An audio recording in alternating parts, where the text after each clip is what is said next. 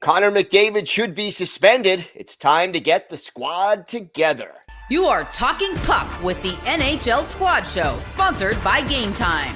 From the Oilers to the Stars, Golden Knights, and the Panthers, the Rangers, Avalanche, and yes, even the Maple Leafs. The Locked On Podcast Network brings together all its local experts to provide the scoops, breakdowns, and comprehensive looks at all the NHL, with plenty of trash talk to go with it.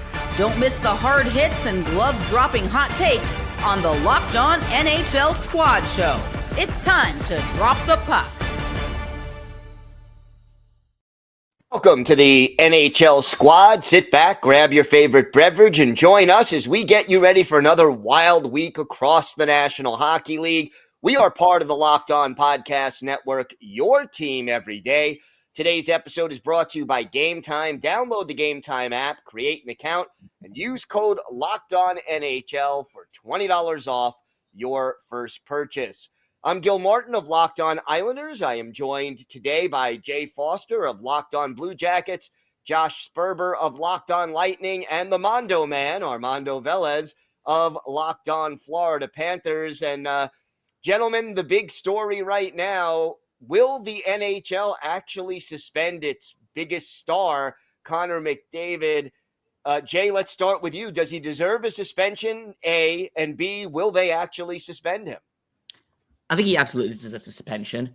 I will be floored if they actually do suspend him, is the thing. Like, stars get more leeway with this kind of thing. And it kind of goes hand in hand with, I see a lot of people saying that he was, 100% within his rights to do this because he gets mauled basically every game. And, it's the same thing we saw with Sidney Crosby back in the day of just slashing and whacking and hitting him because he's the best player on the team, and the idea that because I think a lot of hockey people never learned that two wrongs don't make a right is kind of what this all boils down to. So I think he absolutely should be suspended. He cross-checked a dude in the face. Was it was there precedent for it? Was he acting upon something that happened to him? He was, not self-defense, but, it was a reactionary cross-check. He didn't just decide to go out there and cross-check the dude in the face, but he still did very much cross-check a dude in the face. And sometimes you got to sit in timeout for that. But I will be shocked if the NHL actually suspends McDavid. Josh, what do you think? I mean, just looking at the play, he was kind of dragged to the ground at an important time of the game. Like, I'm not saying he didn't do anything violent because there was definitely some violent intention there. But after the hit, it kind of looked like the defender linked around him and kept him on the ground as McDavid was trying to get up in the dying seconds of a game where McDavid's team was down by 1 goal. So again, like you said, Jay, I mean, he definitely did something wrong. There's no debating that. But I don't think it deserves a suspension because it was kind of instigated by someone else. And I don't think that this late, I guess it was Myers, the defenseman who was holding him. But I just don't see them handing out a suspension for that. I mean, if you really look at that play, he still did something bad, but he was kind of taken out of the game in a legal way. So I think it'll just be a hefty fine for both of them, and I'm okay with that. But even still, a hefty fine, I still don't think is enough to stop something like this. But it's not like McDavid has a history of doing this. It's not like it's not like he does this every single year. So I don't know. Did elbow a dude in the face 2 days previously, though. In fairness, he did very much elbow a dude in the face in the previous game. So, not that I'm not saying McDavid is a dirty player here. Yeah, but that's what I mean. He's had some dirty moments, but overall, he's not a dirty player. It's not like this is a regular occurrence for him. I just don't know if it's worth a suspension. Does it bother you, though, Josh, that, you said a hefty fine, the maximum fine is something like $5,000, which to Connor McDavid is like a trip to Burger King for everybody else. It's like a $20 fine for the average person. I mean, I would say that's not much of a deterrent to fine a guy making as much money as Connor McDavid, $5,000. Should the league, up the structure of fines. I know that's negotiated with the NHLPA, but it seems to me like these fines are nothing more than a very minor slap on the wrist, especially for star players.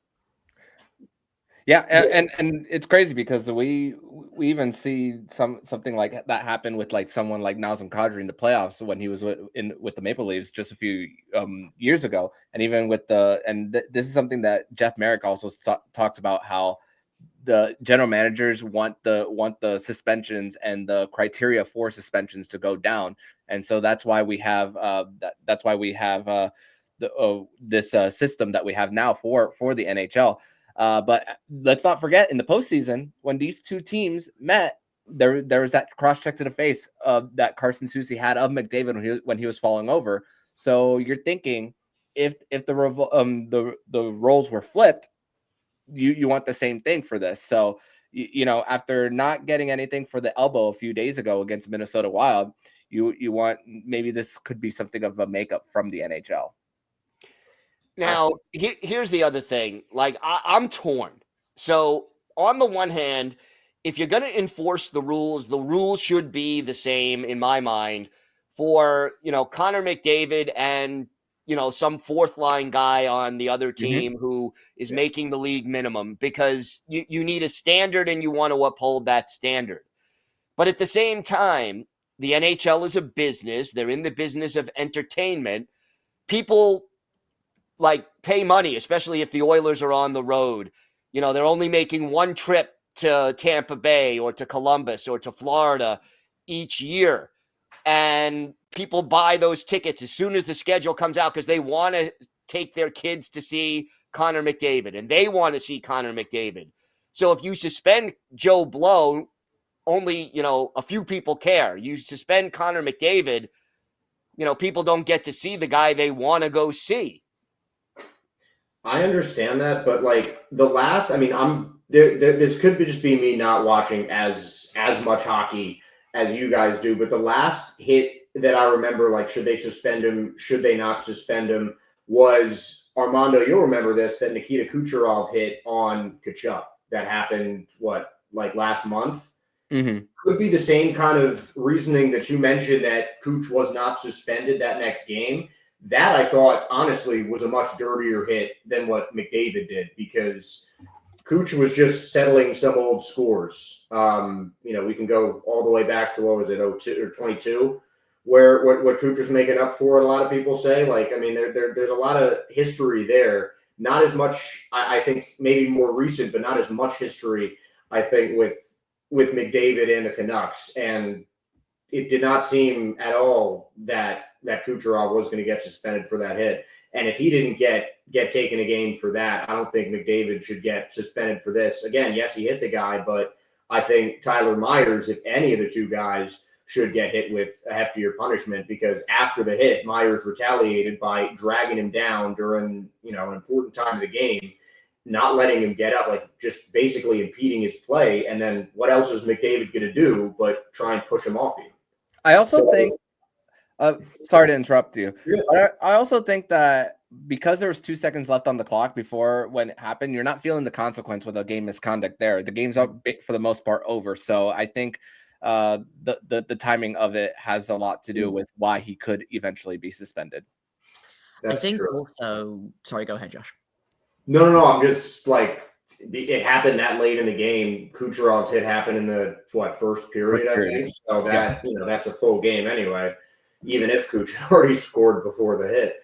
But no, I think in this case, the fact that it's the end of the game, that makes the suspension a bit more likely. Just, I don't know. It just was, to me, it seemed like tensions flaring, tempers rising a bit too high during a heated game situation. And, that kind of fire, I think, is good for the league. But obviously, when it, turns this ugly, maybe not so much.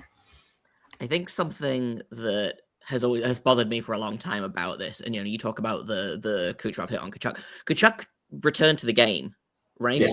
Yep. The next period. If Tkachuk doesn't finish the game and, he's done for the season, then I think Kucherov absolutely gets suspended, because this league and DOP specifically is so reactionary. They punish injury over intent. I feel like, and we're kind of seeing a similar thing with Gil, your guy. I'm going to butcher his name. I'm so sorry. Sipaklov. Yeah. Who it was called not a penalty on the night, or it was called a penalty, then it was reviewed to not be a penalty, and then he gets 3 games about it because, and I do think that if Ryan Poehling is not put on IR, I don't think he gets suspended. You know, I think if Connor Garland is, you know, lying face down on the ice, bleeding profusely after McDavid cross-checks him and, you know, it'll help stretch it off the ice or whatever, then McDavid probably does get a longer suspension. But I think the fact that Garland stayed in the game for, you know, the 2 whole seconds or whatever it was and continued to cause chaos after being cross-checked, I think is probably going to lead to less punishment for McDavid because, and like, I have no real scientific like way to back this up. It seems to me that suspensions are tougher if the player is injured and they don't punish intent over. I think the league, they punish impact over intent, which I don't think is the way to do it. I agree with you, and I don't think the league has a consistent logic to the way they handle these things, unfortunately, and it leaves us with all of these debates because the left hand often in this league doesn't know what the right hand is doing. All right, we've got a lot more to discuss coming up. All 4 of our teams are in this wild card race in the Eastern Conference, so we're going to talk a little bit about that. Plus, the Vancouver Canucks, are they ever going to make a trade? We'll got all that and more coming up on today's NHL Squadcast.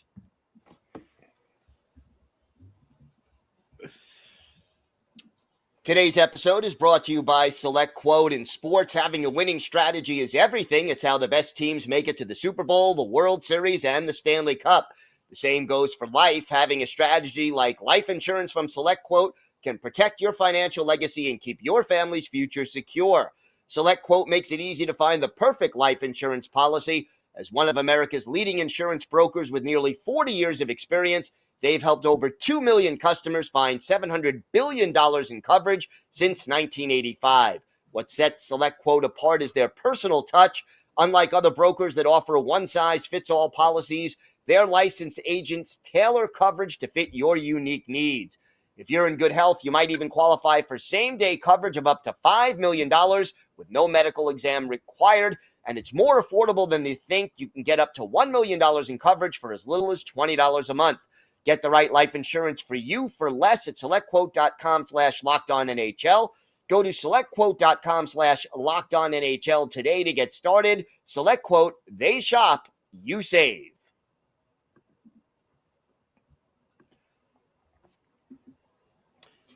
So let's talk a little bit about this wild card race in the Eastern Conference. All of our teams are somewhere in that fight, although Armando, your team is a little bit above that level right now. But, it seems like the Eastern Conference is both top-heavy and bottom-heavy. Less than 10 points separate the 2 wild card teams from last place in the conference. How do you guys think this will affect the trade deadline? And how do you think this reflects on the league? I don't think we're going to see. I don't think we're going to see as many early trades in like early February for the league, especially with 4 nations. I think that some teams that are selling that might have some players in the 4 nations might want to maybe showcase them more to maybe up their stock. If anything falls out for them. I mean, it's crazy because the 2 of the greatest stories in the NHL right now are teams like the Columbus Blue Jackets and the Montreal Canadiens, of what's going on there. And then what's going to happen with the likes of like a Jake Evans in Montreal. Do they stick with their plan, kind of like what the Philadelphia Flyers did last year, even though they were fighting for a wild card spot? The Capitals sold at the deadline last year and still found a way to make it to the top 3 in the Metropolitan Division. So it's a mix of like what front offices their agendas still are for what they want to build, do, and it's about really taking a a macro view of each individual team and saying, is this a team that can compete in the postseason for them? I mean, and a team like Ottawa, they're not in the same situation as Columbus and Montreal. They are trying to make the postseason. They have to try to prove to their fan base that this is something that can be sustainable. They wouldn't have traded for Linus Ullmark if that was the case for them. So that's a little bit of like my thoughts on the trade deadline as far as the wild card race in the Eastern Conference, at least from my perspective. Do you think Four Nations is viewed by general managers as a chance to showcase guys, or do you think they say, "Oh no, I'm not going to risk my possible trade prospect getting injured in an exhibition, and then I lose him for no value at all"? Yeah, 100%. They are crossing their fingers that no one gets injured at this competition, I guess, this tournament. I don't know off the top of my head how many of the guys that are named to the 4 teams are actually going to be in the deadline mix. Like if there are any pending UFAs or like RFAs that are likely to move. But my guess is that GMs are just going to kind of like cross their fingers, cross their toes, and hope that nothing stupid happens. Because you see it all the time about like guys get to go to the World Juniors, for example. They get hurt. There goes their season. Like it happened to Kirby Dach, I think 2 years in a row. He went to the World Juniors and got a season-ending injury there. So like my guess is that GMs are not thrilled about what's happening here. Do you think we see some moves before Four Nations in order to avoid that possibility?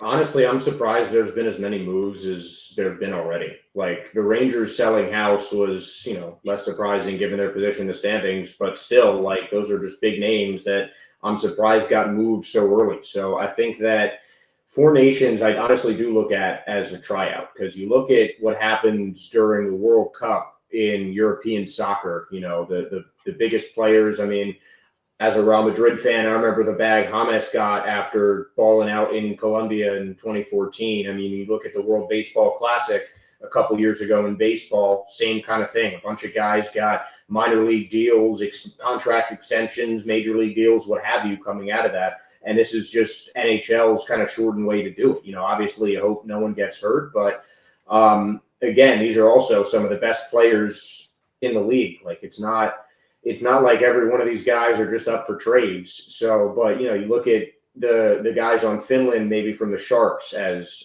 players that could have, teams like any one of the 4 of us in the chat could be looking to make a big move for, with a team like the Sharks, who could certainly handle stacking up on prospects. But I think I agree with you, Jay. I really don't see a lot of players in the Four Nations that you'd be likely to move, because most of the players in the Four Nations are the best handful of players on their guys' team. Like, right. I look at the guys on the Lightning, just in my own bias, I think there'd be a riot at Amalie Arena if any of those guys were traded. So, I think that's the case for a lot of players there. One example I can cite from experience, Brock Nelson is on Team USA. Mm-hmm. He's an unrestricted free agent. The Islanders, he's already announced, or his agent has announced, he intends to explore the free agent market this summer. So the Islanders are probably going to have to trade him away or lose him for nothing. I mean, if I'm Lou Lamoriello, I say either he gets traded before Four Nations, or I tell him you can't compete in Four Nations, because again, using the Islanders as an example, John Tavares, I think it was about 10 years ago, went to the Winter Olympics, got injured, missed the rest of the season. Islanders missed the playoffs that year.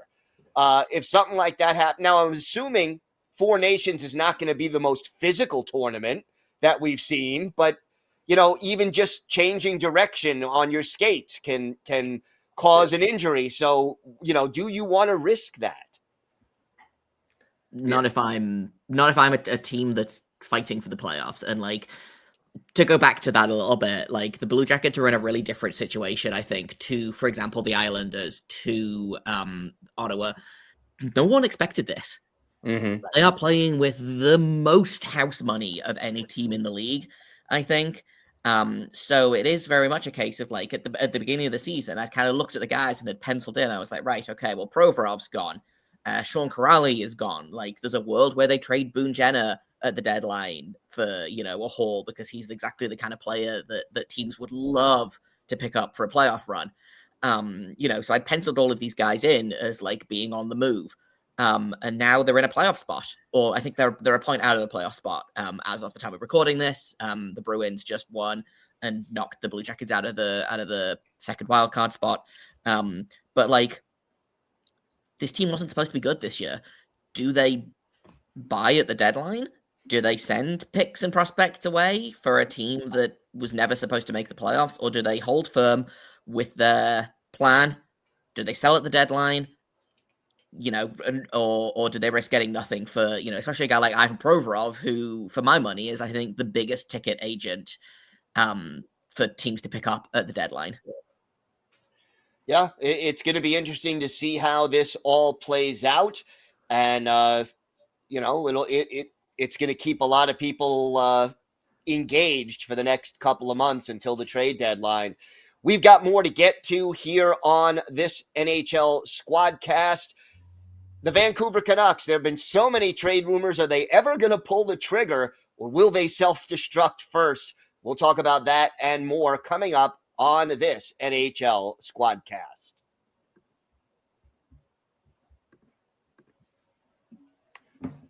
Today's episode is brought to you by FanDuel. From the first whistle to the final drive, FanDuel makes the NFL playoffs even more exciting.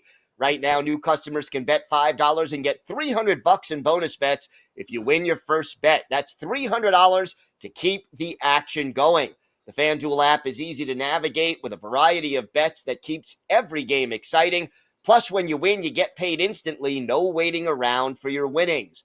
Whether you're betting on your favorite team or just looking to add some extra excitement to the playoffs, FanDuel has you covered. And hockey fans, you can find some exciting betting opportunities on FanDuel for hockey and for your favorite team, so check out the latest odds. Just visit FanDuel.com to join today and get started with $300 in bonus bets. That's FanDuel.com. FanDuel.com. Make this playoff season unforgettable with FanDuel, an official sportsbook partner of the NFL.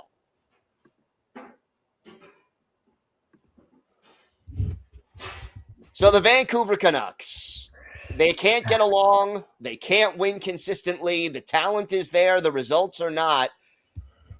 Rumors keep heating up. The general manager is shopping players, listening to offers. Who do you think goes first, if anybody? And when do you think we see a move? Because the season is kind of slipping away right now from the Canucks. I mean, you go back to the Four Nations, because if I'm not mistaken, Elias Petterson is on Team Sweden. I had to think about that for a second. JT Miller is not on Team USA, or is he? I should know this, but I'm a noted Four Nations hater and have not been paying attention. But again, it goes back to like, do you trade them before the tournament? Do you hope that the tournament raises their trade value because they'll be playing presumably with teammates that they're not in a fight with? And it goes back to kind of what you guys talked about last week, Gil and Josh, about like, we need to put these guys just in like a get along shirt, and tell them to get over it. You are adults. I work with plenty of people I don't like, and I am still civil with them, Yeah, we're all in this squad show right now. That's living proof. No, I'm just kidding. I would never. Speak but for yourself. like my point stands of just grow up. Like, I do, as an outsider, think it is hilarious, and I'm also fascinated about what happened.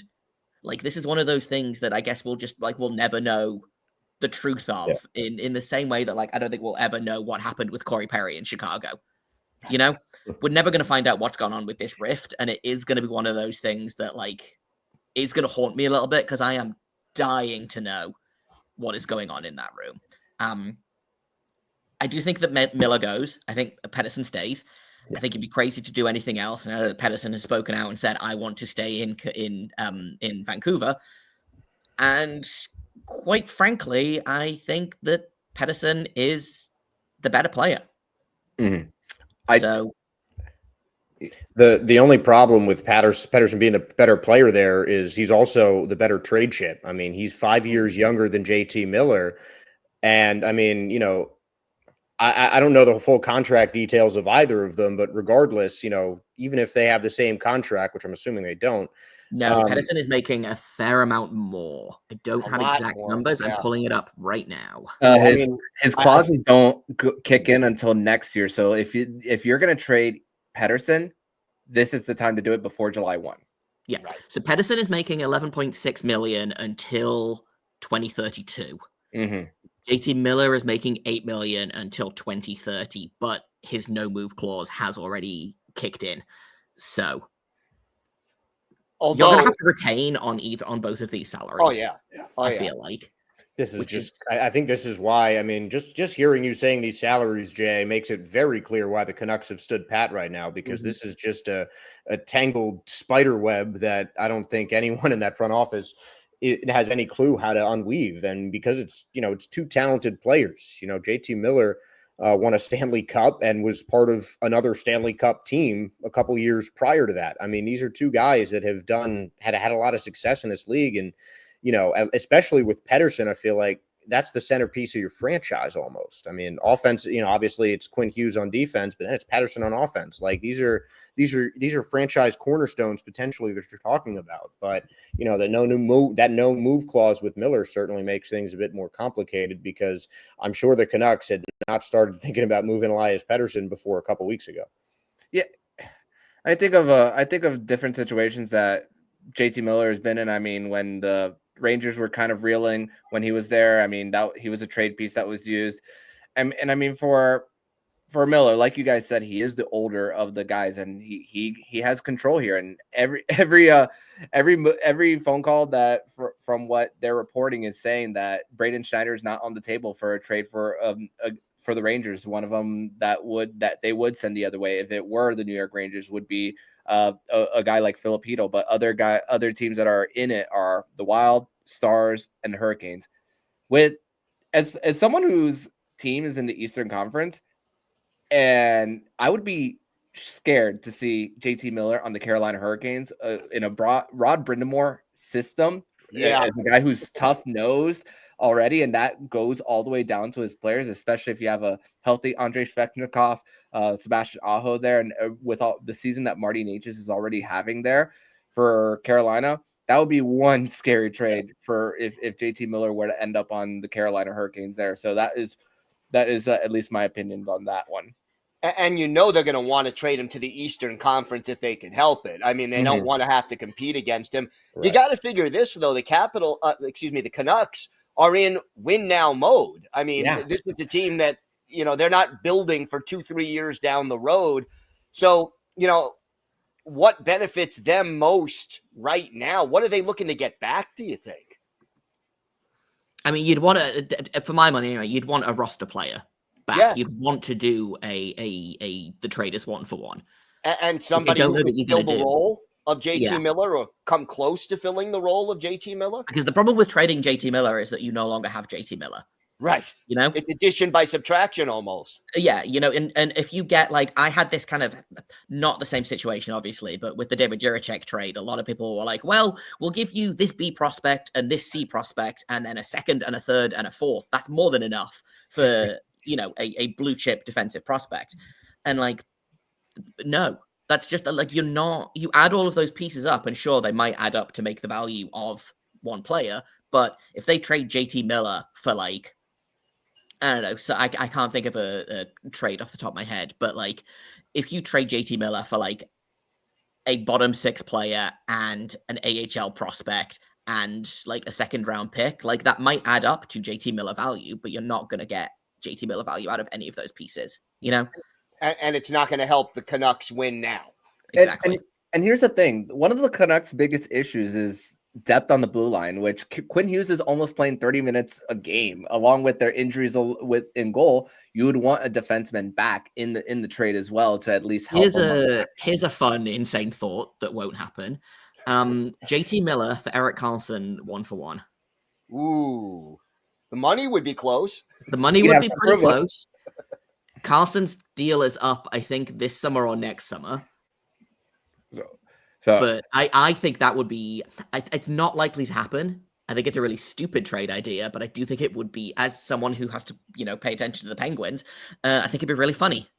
So the other one I've seen is Simone Nemec and Dawson Mercer for JT Miller for the Devils, which I think the Devils would be insane to do, but does get a little bit closer to like actual value if you're not going to do like a 1-for-1 roster player, Yeah, and with Simon Nemec, I mean the story about his quote the other day is a little bit lost in translation about what he actually said versus what it was interpreted there. And with how Kovacevic has developed in New Jersey and being a big part of that blue line for it, there might be questions on him going the other way for the New Jersey Devils. So that's if I'm New Jersey, I'm laughing down the phone and hanging up if they ask for a guy like Simone Nemec. Like, probably, unless you're giving something like huge in return. That just again, that's not a trade that you win. That's a trade that Vancouver wins quite handily. I know that Nemec has kind of struggled a little bit this season, but that's still an extremely good young defenseman under team control for at least another 2 seasons, I believe, and is far and away the best player on that AHL team right now. So the real answer here is that no one's going to win the Miller trade. It's going to be hard for Vancouver to win it. I would think it'd be tough for Vancouver to win it only because they are forced to make a deal. Right. So, and like the GMs can just basically be like, so I'll give you whatever I want. You can decide whether you want that or not. You can decide whether it's good enough. It's the Patrick Laine trade. Yep. Basically. All right, guys, I want to thank all of you for joining us today. Armando, Jay, Josh, thank you so much. We will be back next week with another Squad Show episode. It's all part of the Locked On Podcast Network, your team every day. I'm Gil Martin. Have a great week, everybody, and thanks for listening and watching the NHL Squadcast.